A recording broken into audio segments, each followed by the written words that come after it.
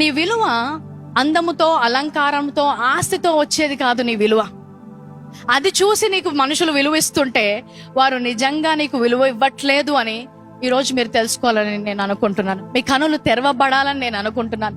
బయట ఉన్న దాన్ని బట్టి నీకు విలువ ఇచ్చేవారు ఆ బయట ఉన్నవి వెళ్ళిపోగానే నీ విలువ ఏంటో వారు తగ్గిచ్చేస్తారంట వాళ్ళకలో. సో అలాంటి వారి కోసము, విలువ తెలియని వారు, నీ విలువ తెలియని వారి కోసము నీ సమయాన్ని ఇవ్వడం, నీ యొక్క ప్రశస్తమైనవి ఏమైనా ఇవ్వడము అది వ్యర్థము. నీ విలువేంటో తెలిసిన వారెవరు తెలుసా? యేసుక్రీస్తు. అందుకే ఆయన రక్తాన్ని ఇచ్చి కొన్నాడంట. చాలా ప్రశస్తమైనది ఈ జీవితం. ఈ వ్యక్తి చాలా విలువ గలవాడు. డబ్బులు కాదు, బంగారం కాదు, ఏమిచ్చి కొనాలనుకుంటున్నావయ్యా ఈ వ్యక్తిని, ఈ పాపిని అంటే నా రక్తం ఇచ్చి కొనగాలనుకుంటున్నాను, ఎందుకంటే వారు చాలా విలువైన వారు అంట.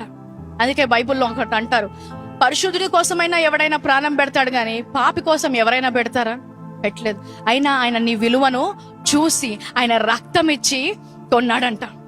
ఎవరినో సంతోష పెట్టడానికి, ఎవరి కళ్ళల్లో, ఎవరి దృష్టిలో అయినా నువ్వు విలువగా కనబడడానికి విలువ తగ్గించే పనులు చేసుకొని నీ తండ్రిని సిగ్గుపరచవద్దు, ఆ రక్తాన్ని అవమానపరచవద్దు.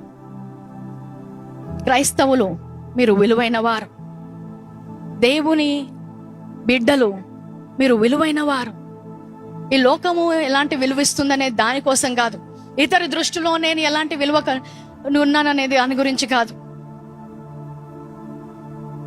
ఆడపిల్లలు మీరు విలువైన వారు.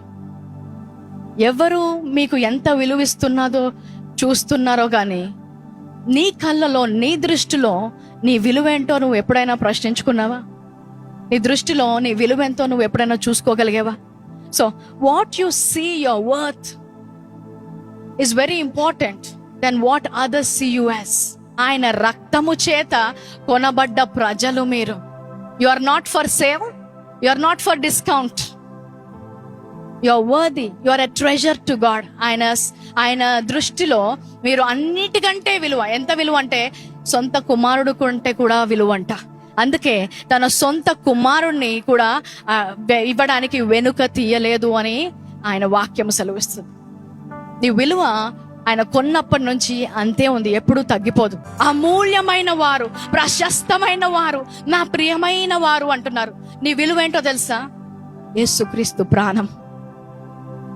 అది నువ్వు ఎరిగినట్లయితే ఇతరులు నాకు విలువ చూపెట్టట్లేదు, లేదంటే ఇతరుల నుంచి నేను విలువ పొందుకోవాలి అని విలువ తగ్గించుకునే పనులు ఏ రోజు చెయ్యవు.